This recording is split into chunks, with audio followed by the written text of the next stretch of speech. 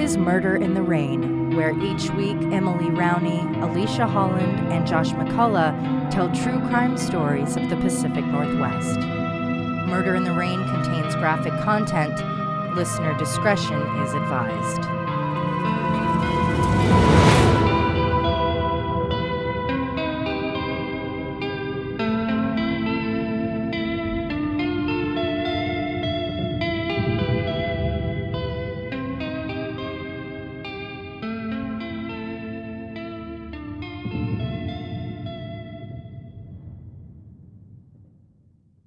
The afternoon of Wednesday, February 20th, 1991, Damian Quigley, a maintenance worker at the Burns Brothers Incorporated truck stop in Troutdale, Oregon, was doing his rounds when he was approached by a man with a whopper of a question for him. "Did you hear about this murder last night? This black woman had her hands tied behind her back, nude, raped, and strangled." Quigley said, no, because it would have been impossible for him to know, as it had not yet been reported publicly. The crime was known only to investigating detectives in Portland. The day before, February 19th, 1991, Victoria Roan, a former University of Portland student, was found strangled to death inside a truck trailer in a Union Pacific train yard located in North Portland. Robert Carl Bone, originally from Cheyenne, Wyoming, who went by Bobby Dean Allen, was arrested February 21st, 1991, in Troutdale, Oregon, at that Burns Brothers truck stop, which is now a TA travel center.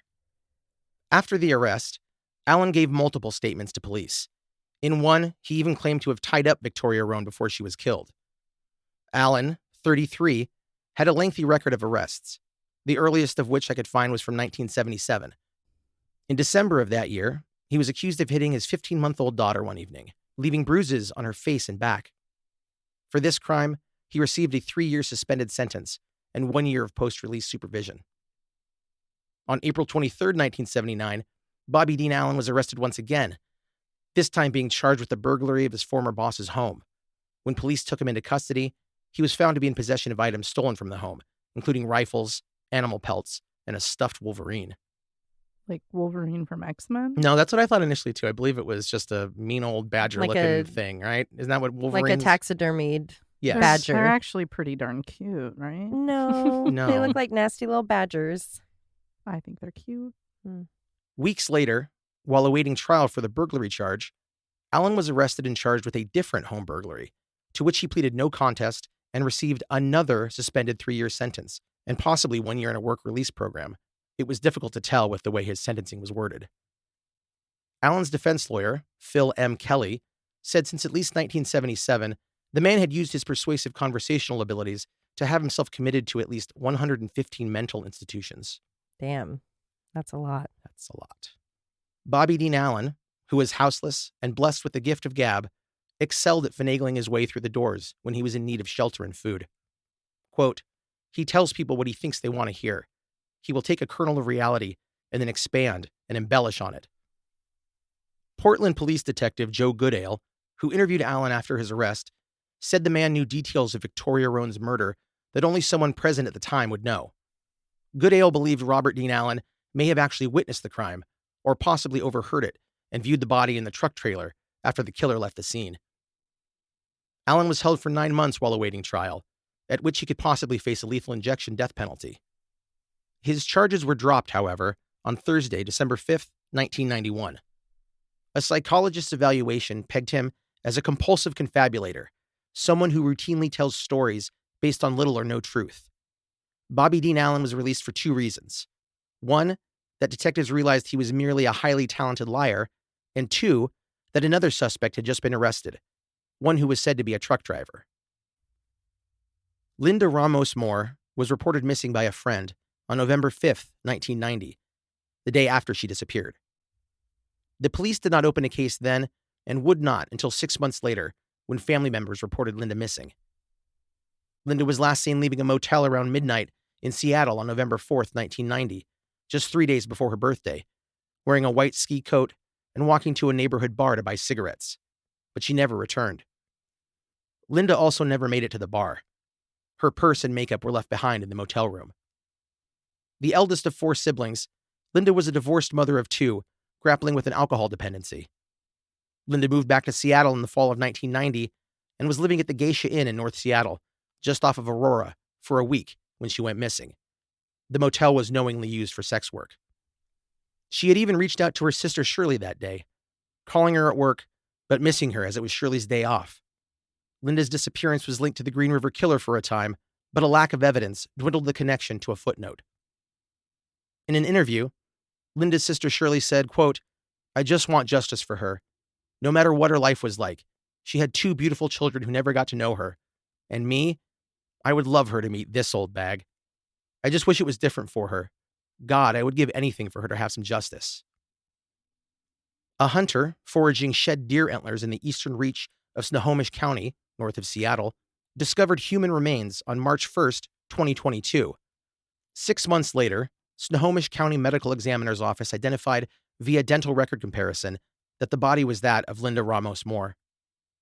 After the fortunate, yet heartbreaking find, Linda's sister Kathy eulogized her as fearless, brave, and a force of nature.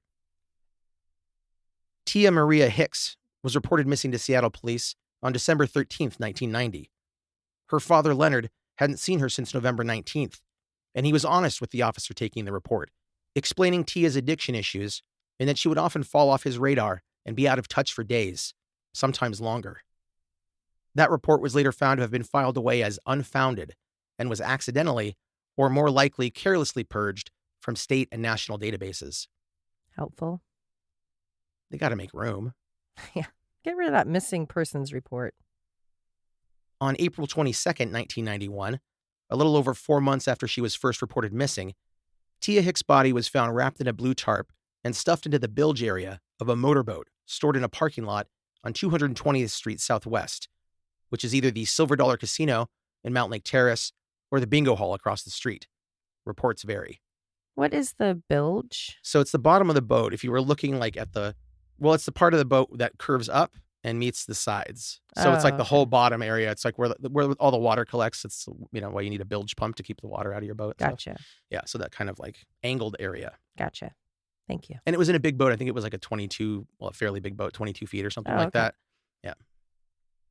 The body was discovered by the boat's owner, who was also the owner of said bingo hall and possibly the casino as well. The identification was confirmed with dental records and fingerprints, though Mountain Lake Terrace Police Sergeant Craig McCullough said decomposition was so complete that there was nothing to indicate when or where Tia was killed. Tests on swabs taken from the body provided no useful links to a suspect nor to a cause of death. The medical examiner estimated the corpse had been stashed in the boat for 3 to 7 weeks. She'd been dead for months and somewhat recently moved. Tia Hicks was a mother of 2 and only 20 years old when she was killed. The Washington State Attorney General's Homicide Investigation Tracking System, HITS, comprises investigators and the HITS database, a software application designed to store crime-related information voluntarily contributed by police and sheriff's departments in the Pacific Northwest.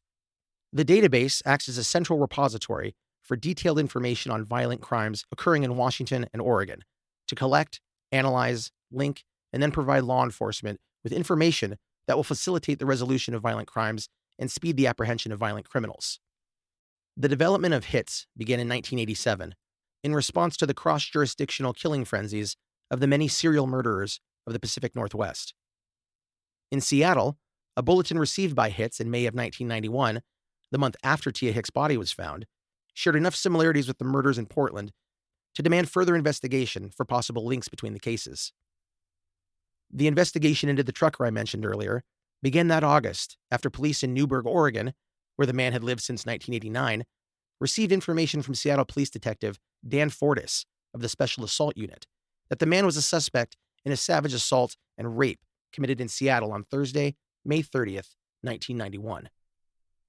The 23-year-old survivor had been left severely beaten in a parking lot on Fifth Avenue, just a handful of blocks from the Space Needle. The woman attacked was a sex worker, and she'd been left for dead after being raped and choked into a blackout. The suspect, known to the woman as Seth Cutter, was an alias, one of several, used by a man named Scott William Cox, who also used the names Thomas Wood and Thomas Perkins. Charges had not yet been filed in the case because the survivor of the rape could not be located. The HIT system sent a bulletin regarding the attack and the Tia Hicks case to Washington and Oregon police agencies, where Portland detectives found they had 2 open murder cases with notable similarities to the Seattle crimes. Both women may or may not have been houseless and may or may not have been sex workers. Reports vary. The first was the murder of Victoria Roan, which I detailed earlier. And then, on November 24, 1990, 5 days after Tia Hicks was last seen, Rena Ann Brunson, of which there is very little known, was found dead in a northeast Portland Safeway parking lot, handcuffed and stabbed once in the heart. Luckily, Scott Cox was easy to track down. He'd been arrested on August 8th of 1991 on a forgery charge, and then transferred south to face a charge of gun theft in Medford, in which he was found guilty and sentenced to 6 months in the Yamhill County Jail. Scott William Cox was born on November 3rd, 1963, and grew up in Walnut Creek, California, just outside of Oakland, as the youngest of 5 children, and had lived in the Northwest for a few years. Viewing the composite drawing of the suspect in the Seattle rape, Newburgh police knew Scott Cox was their man. He was a 28-year-old long-haul trucker whose height, build, green eyes, and distinct dark mustache and thick, kind of bushy dark hair all matched the sketch. Newburgh Police Corporal Ken Summers said blood and hair samples were found in several of the trucks Cox drove. Clothing exhibiting blood evidence was also found in Cox's truck at the time of his arrest, as was a, quote, blue police light that plugs into a cigarette lighter. Sick. My worst fear. Mm-hmm. Tests on hair and blood evidence found on the bodies of Rena Brunson and Victoria Roan positively matched Cox, and a former girlfriend reported to police that before his theft conviction in November of 1990, Cox had admitted to her he had killed Brunson. His reasoning for the murder? She hadn't followed his orders. Cox's ex-girlfriend also told police Scott usually carried a hunting knife and had a blood-stained sweater among his belongings. Both items were found among his possessions and collected as evidence. Cox was tracked through credit card statements, long-distance phone records, ATM transactions, and trucking company logs going all the way back to 1983. These records showed that from 1989 to 1991, Scott had trucked in and through Washington over 50 times. They also found that work had taken him to more than 3,000 locations. Scott Cox did not own a home or rent an apartment. He lived in a motel when he wasn't out trucking. Cox worked for Schoen Trucking in Newburgh, with the vast range of his routes taking him east to Ohio, south to Mexico, and north to British Columbia. It's a lot of places to leave bodies. Mm-hmm. As word spread about a possible serial killer in custody, law enforcement agencies from Oregon, Washington, California, Ohio, Indiana, and Illinois began searching for connections between Scott Cox and at least 20 murders that lay open in their jurisdictions. Over time, they were contacted by at least 30 police agencies. Quote, as each agency shared information about murder cases in its area, it became obvious that many similarities exist in the method and profile of murders. This is just the beginning, said Newburgh Police Chief David Bishop. From jail, Scott Cox claimed to have been told by a Newburgh detective that of the many cases in which he was a suspect, he'd been cleared in at least 18 of them.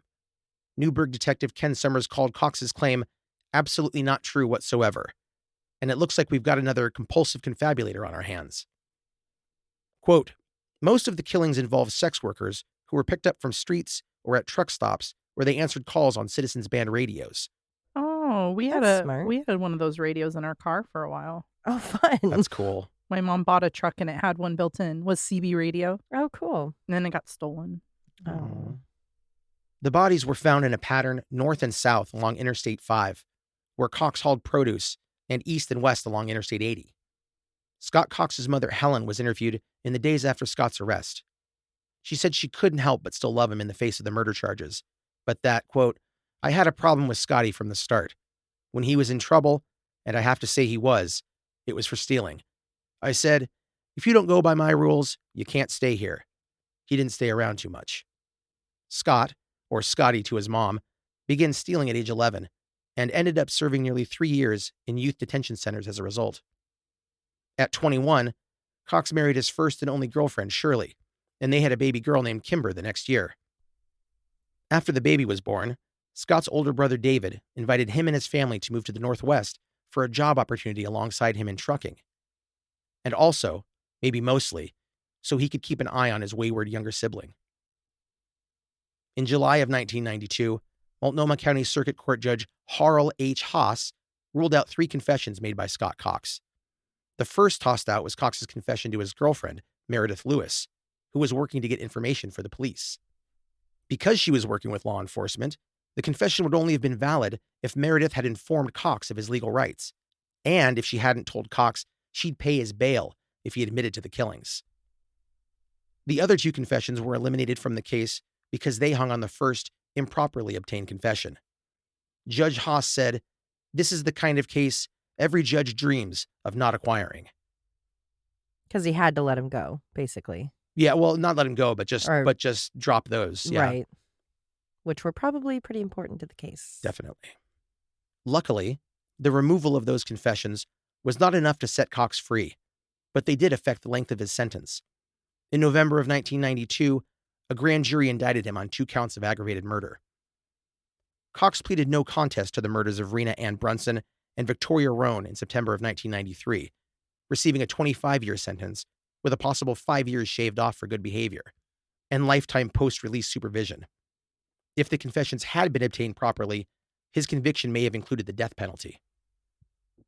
Multnomah County Assistant District Attorney John Bradley said, regarding Newburgh Police's handling of the case, "You had a very ambitious police chief, David Bishop, who saw this as a major, major case, and he decided to take on efforts himself. As a result of the debacle, Bishop was replaced as Newburgh Police Chief in 1993. The story of Scott Cox does not end here. We'll return to him in a few minutes, but first, I wanted to talk about an article I found while doing research, which included a helpful and absolutely staggering map of unsolved homicides in Washington.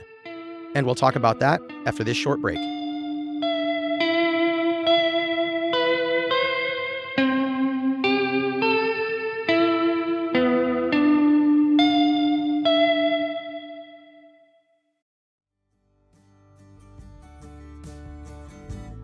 Aloha is the original for luxuriously soft and sustainable bedding, bath, and apparel made from bamboo viscose. Aloha offers multiple styles and sizes in a magnitude of colors, so you can match your perfect style. Personally, I'm a stan for their sheets. I love my Aloha sheets because they're so soft and luxurious. It gives me even more of a reason to stay in bed longer.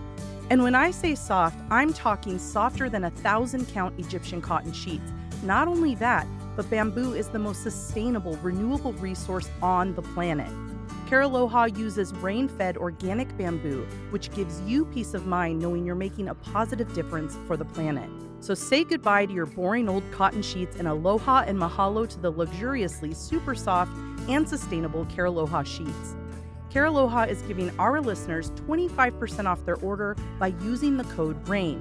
This code doesn't last forever, so hurry and head to CARILOHA.com and use code RAIN to receive 25% off your order.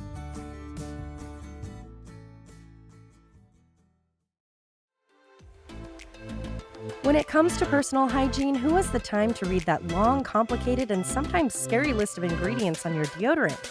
If you're like me and care about what goes on your body, then it's time you try Native personal care products.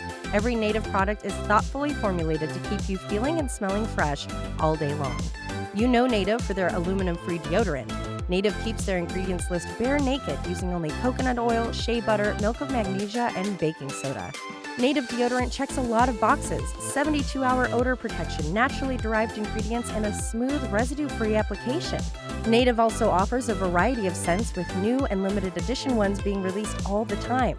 Want to smell spicy and woodsy or clean and fresh? Native has a scent option for everyone, from toasted marshmallow to sea salt and cedar. Now is the time to make the switch from your everyday deodorant to Native.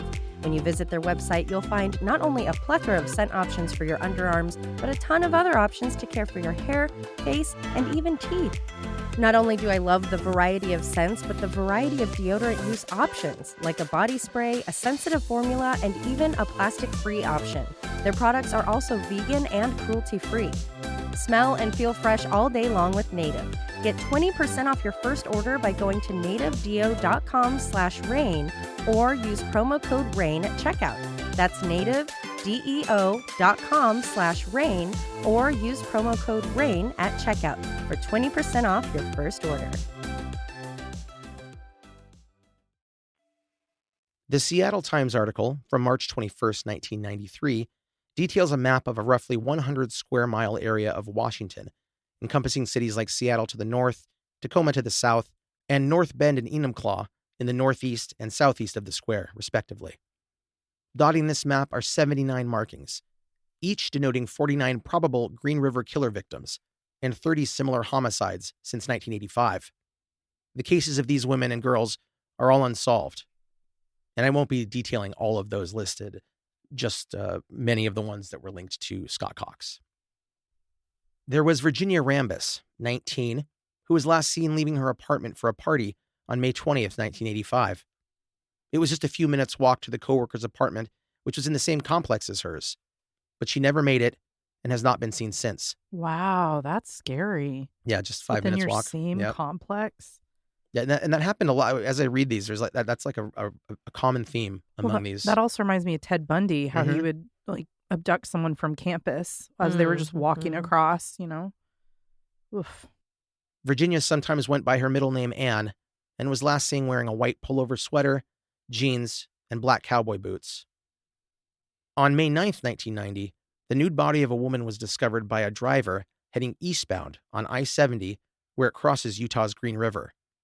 This is Emery County, a remote-looking area located southeast of Salt Lake City and northwest of Moab.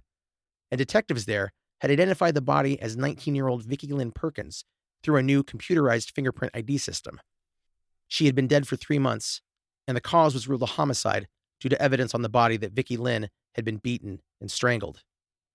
There is very little coverage of the murder of Vicki Lynn Perkins. A few articles describe her as a prostitute, and we all know that song by heart. Diane Robbins, the youngest to go missing at age 13, was last seen in Seattle with her 21-year-old friend Molly Purdon Clary.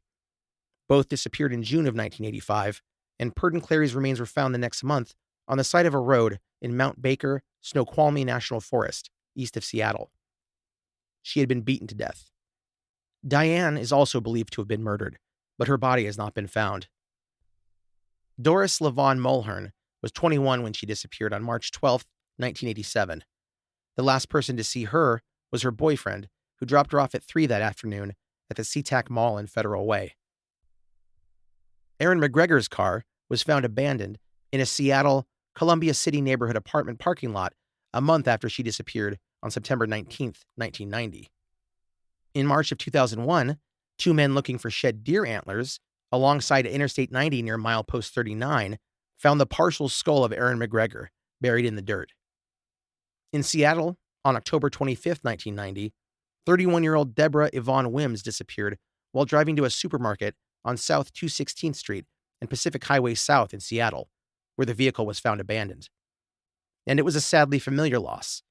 Deborah's sister Cheryl Lee Wims had disappeared on May 23, 1983, her 19th birthday, and her skeletal remains were discovered in March of 1984. Her killer was later determined to be Gary Ridgway, the Green River Killer. So both sisters were murdered? Yeah, by different people. Yeah. Wow, that is so tragic. Yeah. Wow. The odds of that. Well, it's probably higher if they're working in similar, Yeah, that's true. If they're both in sex work and they're both in Yeah. the same area. Oh my Mhm. God. especially in that time frame. I didn't see a record that they were, at least not that Deborah. I'm Deborah was, definitely yeah, but taking a stab in the dark at it based I on think so, yeah. Gary Ridgway's Yeah. victims. Stephanie Douglas disappeared from her McMinnville, Oregon home sometime between 10:30 p.m. the night of November 27, 1990, and the early morning hours of the next day, when her husband arrived home from work to find Stephanie missing, yet their 3 children still asleep in their beds. Oh, Her husband went out to search for Stephanie, and he discovered her car in a local department store's parking lot. He told police that other cars in the parking lot had iced over, but hers had not. It had been left there recently. Stephanie, who was 25 at the time of her disappearance, has not been found. Crystal R. Barkman disappeared after leaving a friend's home in Tigard, Oregon on April 13, 1991, the day after her 18th birthday. Her partially buried body was found on May 4th on Chehalem Mountain, north of Newburgh. Police believe Crystal had been strangled. She was pregnant at the time of her murder. On May 19, 1991, 19-year-old Noyet Toa Phuong planned to study at Shoreline Community College before going to work at the Federal Building in Seattle, where she did clerical work. She left her parents' house and was en route to the college when she disappeared and was never seen again. She is believed to be the victim of a serial killer. Cora Christmas McGurk was 22 and a mother of 3 children. She was last seen by her aunt on July 12, 1991, and vanished that same day. During the visit, she asked the aunt to take care of her kids if anything happened to her. Her car was found abandoned near Aurora Avenue North in Seattle. Her oldest son, Martell Webster, one of 3 raised by Cora's aunt, went on to play with the Portland Trailblazers. That's a fun fact. That's a fun fact. That is fishy that she said in case something happens to Yeah. me. Mm-hmm. That may be a little different than these other MOs, Yeah, more agreed. of maybe a victim of domestic violence or something. Or she maybe been, she knew the stories of what was happening on the streets Mm. there. Oh, It was yeah, just that's true. seemed like every day. Oh, that's true. Yeah. It was a scary time, but yet they And need just to word, pay the bills. yeah, word Mhm. among everyone that she would interact with, yeah. And then there was Hazel Gelnet, killed in 1988 in Snohomish County, Washington. The 53-year-old's body was found 100 feet off Highway 2, a handful of miles east of the world-famous Zeke's Drive-In in Gold Bar, Washington. Have you guys been there? I have not. Never heard of Never it. heard of it. The location of Hazel Gelnet's body was many years later found to be in close proximity to where Linda Ramos Moore's remains were stumbled upon in March of 2022, 32 years after her murder. A November 2022 Tri-Cities Herald article reveals that what is left of her body is in the possession of Seattle police, as the case remains unsolved. Oh, so it is a recent article. Linda Ramos Moore, who I talked about at the beginning of the Mhm. story, yeah, she was found in 2022. Oh, okay. I missed that part. And luckily, all these people are out there looking for deer antlers on the ground. Yeah. Very popular. It's great. Is that a good, like for money? Yeah, Mhm. they get a good penny for those. Yeah, it's like per pound or something because they use them for dog treats and all sorts of stuff. Oh. In 2013, Mount Lake Terrace police detective Sergeant Mike Haynes was contacted by news media regarding a murderer who was being released from the Oregon State Correctional Institution in Salem, Scott William Cox. Uh-oh. Ken Summers, formerly of the Newburgh Police Department, who had been involved in the initial investigation into Cox, had very serious concerns about that February 22nd release of Scott Cox, whom he believed still posed a threat to others. He said many of the other law enforcement agencies who'd inquired about Cox's involvement in the unsolved murders in their jurisdictions closed their cases on him after his murder convictions. He said a possible reason for this was the high cost at the time to run DNA tests. So they figured they already had him. Mm. We don't Why need to bother? pop him for Right. anything else. Yep. Were the cases still unsolved though? So like if they needed to revisit it? All of these are. I mean, yeah. Okay. Yep. So if they had DNA, it could potentially be run. Right. Mount Lake Terrace Police Sergeant Craig McCall said investigators tracing Cox's trucking routes placed him in the area, quote, between the time of Tia Hicks's disappearance and the discovery of her body. A delivery route to a car dealership would have taken him past the Silver Dollar Casino or the bingo hall across the street, where she was found in that boat in the bilge in a blue tarp. Haynes had the swab samples from Tia Hicks' body from 1991 retested at the Washington State Patrol Crime Laboratory Division. And this time, with 22 years of advancement in DNA testing, results showed male DNA present on the stored anal and vaginal swabs, which through further testing could be linked to an individual. Could being the operative word, as the second set of tests failed to pinpoint a suspect. Now, since he was in prison for violent crime, did they end up taking his DNA when he was convicted? Oh, I didn't read that. I don't know if they did that back then. Because I think wonder. that was passed maybe in the early 2000s. I can't quite remember. So I don't know. Yeah, possible. I wondered if anyone was in prison at the time if they took their DNA. I wonder too if that's part of like being in post-prison supervision for life. If that's part of it, like we want your Oh, we get yeah. your DNA. I wonder. I don't know about Maybe. that. Yeah. Tia Hicks' murder remains unsolved. Deborah McDaniel, Tia's mother, was interviewed in 2013. She said, "We were like sisters. I was very young when I had her, so we kind of grew up together. The biggest part is not knowing. I don't know who's responsible. I look at everybody as a suspect. There's not a day that goes by where I don't think about what happened to my daughter and who did it. It never ends. and it won't end until my life ends. The last time she and Tia spoke, Deborah begged her to seek treatment for her addiction issues. Tia agreed to it, but vanished before she had a chance to get help. The author of a comment posted on a 2014 MTL, or Mount Lake Terrace News article regarding Tia Hicks' cold case says they are Tia's mother, Deborah McDaniel. She posted, "As Tia's mother, I find it very disturbing how the media continues to focus on prostitution and drugs when my daughter has never had an arrest or conviction of either. She has been publicly portrayed as a hooker by the media. Quite sad that some reporters re-victimize the victim, but I assume that's what attracts the public. True enough, there is evidence of drugs and alcohol in her system. What she did in the last months of her life is unknown to me, and that is not the person she was. I had no idea this article was published until recently." And then this part is directed at the writer of the article. "It would have been respectful for you to inform me of this, as some of your statements in this article really don't sit well with me. Deborah McDaniel, Justice for Tia." That's hard because as a parent, you want their name continued in the media so they're not forgotten and that their case remains open. So she recognizes that maybe them talking about her being a potential sex worker is going to get more eyes on it, but it's sullying her memory and may not be accurate. That's Right. so hard. I And can't it also, imagine. I think that's always done to be like comforting to people, you know, and I know Oh, we've like, talked about this it's before, not like, gonna oh my happen to God, that would you. never be me. Mm-mm. That would never be my daughter. We That's don't do those unfair. things. Like, yes, they're in a higher risk, but even like she's saying, she doesn't know if that's what she was doing. Right. And also, doesn't matter. What if that was one of us and they're like, oh, she could have been? I mean, sure, she could have been, Yeah. but like, you don't know. You can't just say that. Yeah. And it just has no bearing on anything, like, except for putting her in a situation that led to contact with this guy. Yeah, it's just riskier. But Wow, that's hard. Scott Cox, convicted of the murders of Victoria Roan and Rena Brunson, served 20 of the 25 years to which he was sentenced in 1993, receiving 5 years off for good behavior and time he served in county jail prior to the convictions.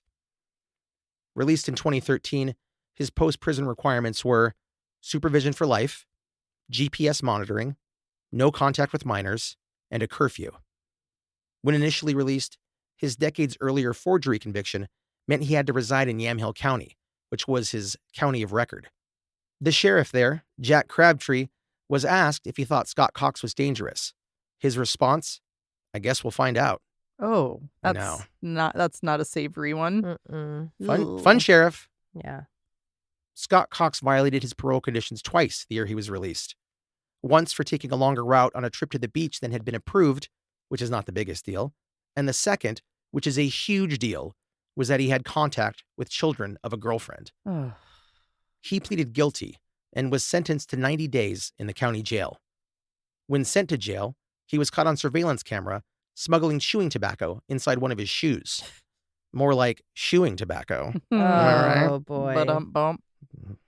Sorry. I could find no other records of Cox violating the terms of his release. Quote, "There is no more important nexus to find serial killers than missing persons. The major things done wrong were failures to track and identify missing persons." The person quoted here, Michael Nault, a retired King County Police Detective Commander, was speaking about the Green River Killer and Ted Bundy cases. Yet the sentiment has shown to be true in most cases, most of the time. The missing and forgotten are some of the most vulnerable to the Scott Coxes of the Pacific Northwest and the world at large. County corrections records show that Scott Cox remains a resident of Oregon. If you have any information related to any of the unsolved cases we spoke about today, you can contact the Seattle Police Department's Homicide Unit at 206-684-5500, and tips can be left at 206-333-5000. You can also call Crime Stoppers at 1-800-222-TIPS, where you can even submit a tip and remain anonymous, if that works best for you. The National Sexual Assault Hotline provides 24/7 confidential support. They can be reached at 800-656-4673 or at online.rainn.org. That was that's sad. And I do think I did know part of that case, not all of it. Not all of it. Yeah, it's a case that was only really covered kind of briefly, and I didn't really see much about the span of those possible crimes, and Mm-hmm. he could never definitively be linked to any of them. But I believe, That's the case. there, who knows? So possible serial killer killed 2 women, confessed to more, but those were tossed. And then for the 2 women only got 20 years, and now he's just out. Yeah. And I understand time served, like in jail prior to court, adding Right. that and taking that off the sentence. I'll never understand good behavior. Yeah, it's like, isn't that the expectation? Isn't that the baseline? Like that's the point of having a possible parole day, Right. where you are then able to apply. Right. And then they say yes or no based on factors. But like early for murder, Yeah. no thank you. You shouldn't get credit for doing just what you're supposed to do. Yeah, like Yeah. we expected you to be shitty and awful. So the fact that you weren't, we'll take off some. It's like he was given those years, not Yeah. because they expected him to be a That makes no terror. sense. And then it could be overcrowding in the 80s, but it's like get other types of crime. I understand, not murder, not violent rape, murder. Like that doesn't make sense to me, and it never will. multiple murders. And always when it's houseless or sex work, Mhm. that seems to really Yeah. cut the sentencing quite a lot. Yeah. It's so sad. Yeah, because it's like, isn't the point of having someone go, isn't the point of jails and the threat of spending your life behind bars to be somewhat of a deterrent? So it shouldn't matter if the courtroom is filled with family and supporters of the victim or not. Because the whole point is to make, isn't that the thing? To teach a lesson and to show others, like, don't go killing people. You'll Also- get 50 years and you won't get out early. And you have to think like people are equal. So no matter Mhm. what someone did for a living, it shouldn't be a factor. Yeah. Well, hopefully the monitoring is strict. And Doubtful. I wonder too, it's like, okay, so he has GPS. What does that mean? Is that just to save it for if he gets accused of that again? Or are they actually like Well, monitoring it and going, weird? it's also probably Bunch of only people went for missing. a short period of time. Yeah, They're not going to have monitoring for the rest of his life. He'll have PO check-in, but right. yikes. What a guy. And how weird that he's not talked about. That's the kind of guy who should be talked about way So more we know than who Ted he Bundy is. or the Green River Killer, Uh-huh. because he's out. And again, not to say he couldn't have been reformed, but more so the possibility of, does he have more time to serve for other things he might have done? And is he dangerous still? Yeah, when I started writing it, I had no idea that he had been released and was out, and Because he I didn't know, seems and like I a didn't know forever. about all the other murders that he was implicated possibly as a suspect.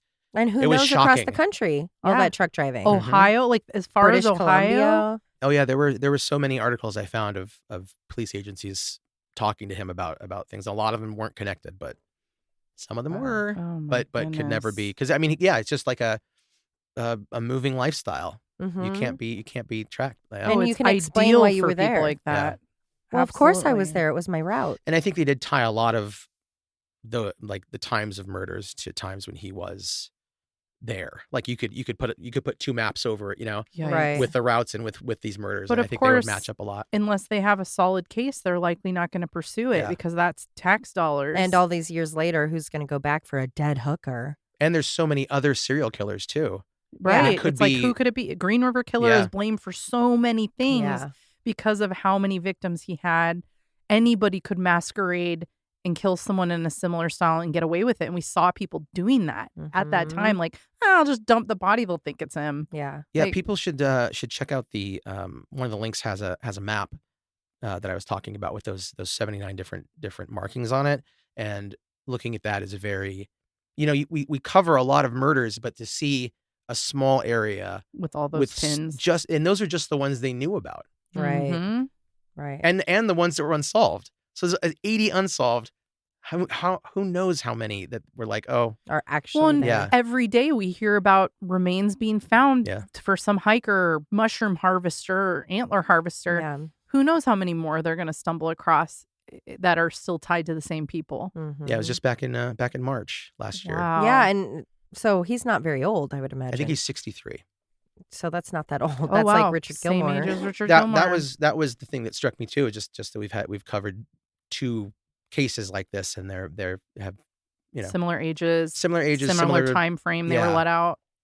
Well, speaking of previous cases, maybe now's a good time to bring up my last case. We had someone reach out because we talked a little bit about kind of the misogynistic language and these Right. old rules. So we have a listener. This was regarding the McCullough for forest killer. Yep, Correct? part 2. So this is our listener, Mitch, brought up some points about it, and I thought I would just read from this email, if that's okay, Mitch. I think it is. So Mitch was basically agreeing, like, yes, the language is kind of, but as I had considered, that's not where it's based in. So they say, but these are based on prior statistics and actuarial documents, not prejudice. While some of the statistical reasons also are a result of bias, such as gay and bi men being traditionally marginalized in society, leading to higher rates of poverty and drug addiction, a trend which in the last 20 years has reversed considerably, these stats are based on aggregate crime rates from the past century and reflect things about how prison populations used to be comprised, which are no longer true. We also understand how much better that a man who rapes or has consensual sex with men in prison or even outside may identify as completely straight and only capable of emotional connection with women or no one at all, since rape is motivated primarily by the desire to dehumanize, dominate, humiliate, and traumatize another person, not because of the perpetrator being attractive and also wants to fuck the victim so bad that they lose control of themselves. So that was an interesting thought, and that was great. And then they also bring up the term I used towards the end of the episode where I said the word mongoloid. And I just want to state that was a quote originated from the autopsy and was also in the book I read. It was not something I would use to describe a victim. And later I did state they were Caucasian and Asian. That was a term that for a long time people in anthropology used to describe someone of Asian descent. So I just wanted to mention that it is outdated and it's slowly being weeded out of textbooks, but it is sometimes still used. So it's important to kind of note that is an offensive term. And I wouldn't say that outside of a quote. Right. So I just wanted to bring that up in case anyone else wondered. But that was a great email. So like Mitch, if you have thoughts, you have knowledge about something that maybe we question, like often we'll say, we don't know legal terms. If you know, email us because we would love to share your thoughts and kind of give another perspective on something. Yeah, so thank you, Mitch. Thanks, Mitch.